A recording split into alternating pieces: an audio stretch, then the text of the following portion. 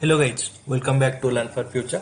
In this tutorial we will be discussing few content about what is package in Go.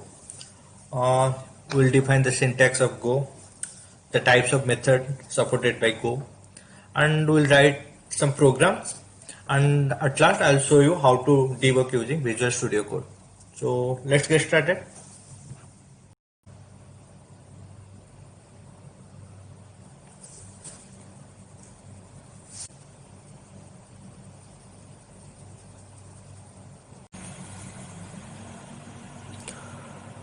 In last tutorial we have learned how to install Go in our system as well as Visual Studio Code, which is our Go editor. So if you haven't go through the last tutorial, the link is in description, you can go through. Okay, so each and every Go program is made up of packages in Go. The execution starts from main package. Here FMT formatter is another package of Go which has a method called println. Each and every method which are defined as starts with capital letter is known as public methods in method or function in Go. If we are defining any method starts with small, we can't access that one in outside of the package. Okay, there are various ways to define variables also. One type is bar xint. The data type comes at the end of the line.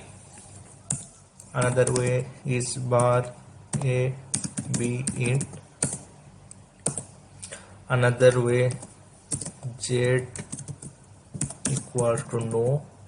We no need to define, we no need to give any semicolon at the end of the line. Let's print these values.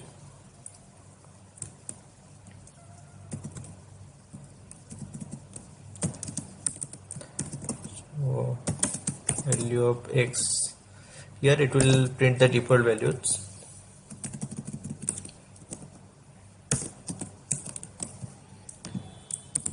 A is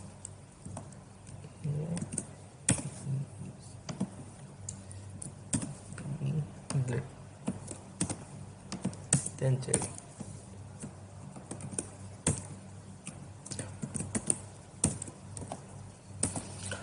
So we can go to run without debugging. We're able to see the output over here. X default values, it has printed all the default values, and Z is no.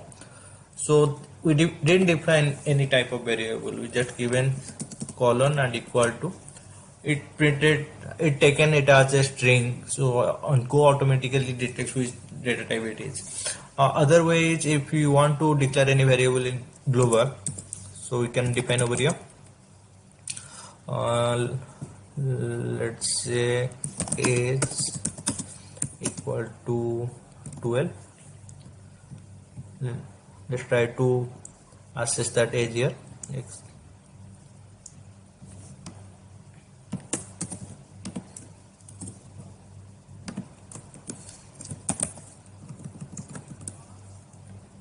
Age. Then return.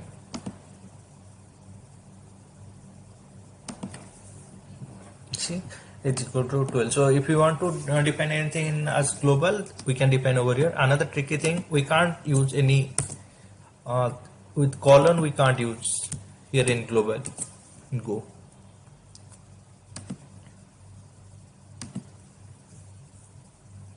Only in see, it is showing no declaration statement outside function body. This is allowed only inside the function body, not outside the function body. So another way to run the program, here in the editor, you can go to terminal and type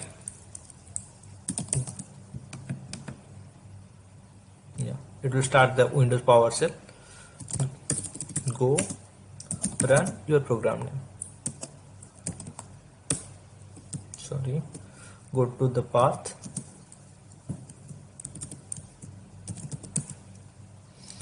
a folder, then cd programs id.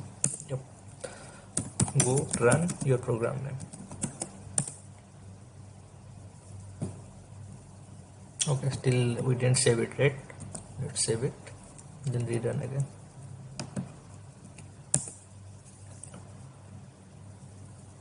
Okay. Another way is we can define multiple variables with multiple data type in single line. It's a var, C, Java, Python, and Scala.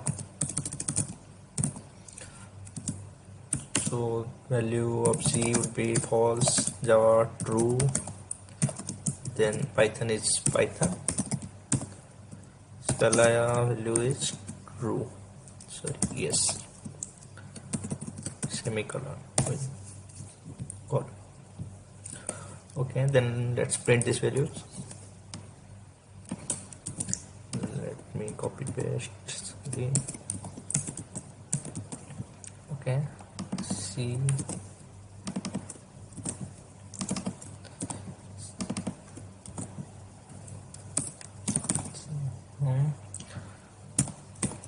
Python, sorry, Python, then Java, and then Scala, value of Scala. Let's save it.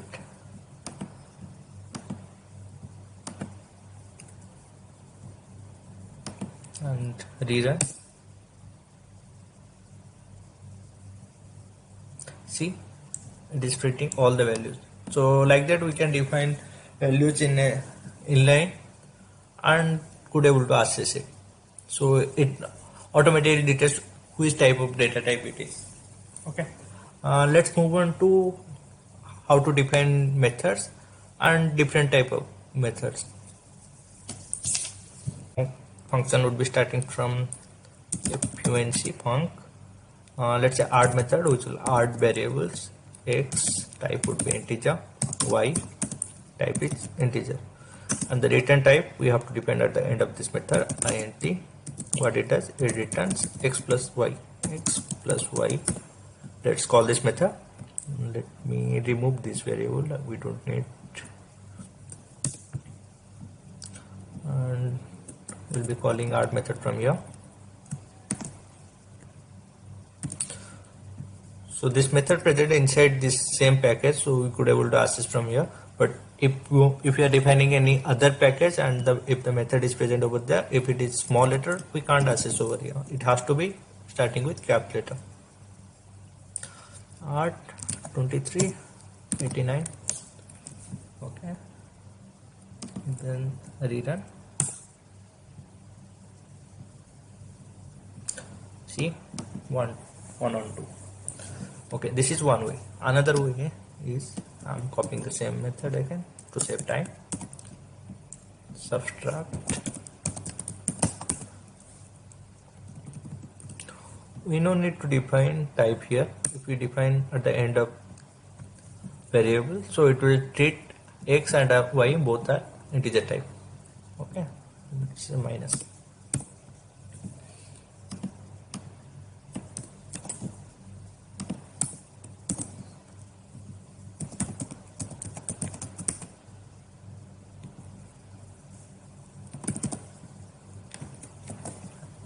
Return. See, we got the output. Okay, then we in Go, it supports multiple return type. We could able to return multiple values. How? We'll see. We'll write a method called swap. So we'll be swapping variable.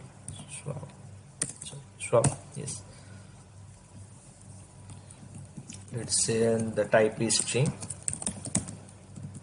and return type is string and string. So it will be returning two values at a time. String.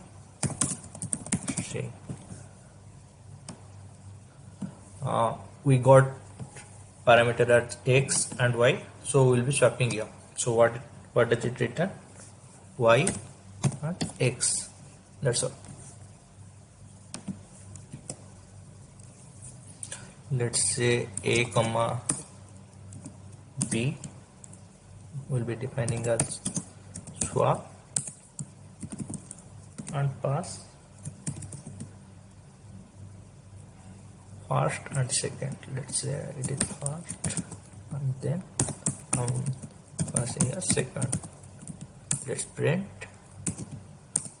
value of A and B. A comma B. Let's rerun. Use the package formatter without any selection. What went wrong? Okay, sorry. I didn't keep println method here. fmt dot println. Am I wrong? See, we have passed value as first, then the second parameter was second, and we are swapping over here. It returned two return types at a time. Okay.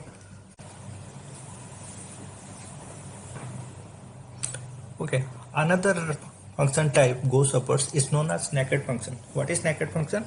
A function where we don't specify what does it return. So what it returns, whatever type or attribute will be defining as return type. So it takes that as a return. Let's write one program. Function split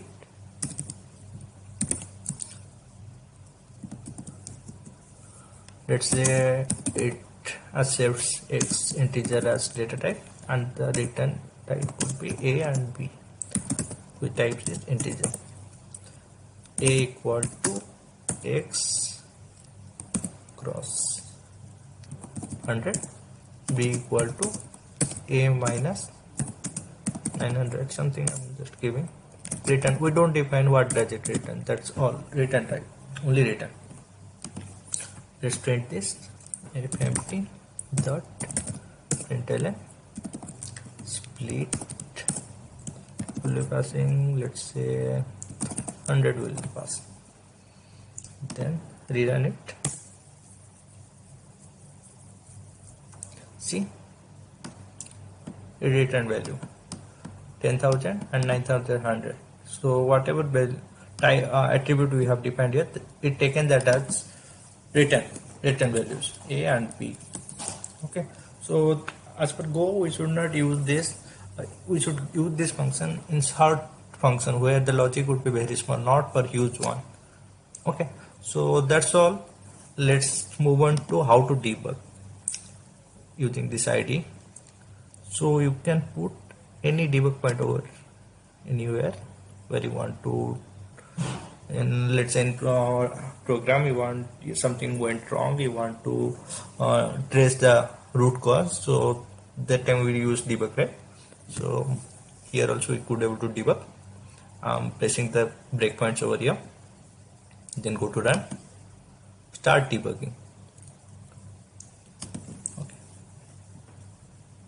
so it is starting. Okay,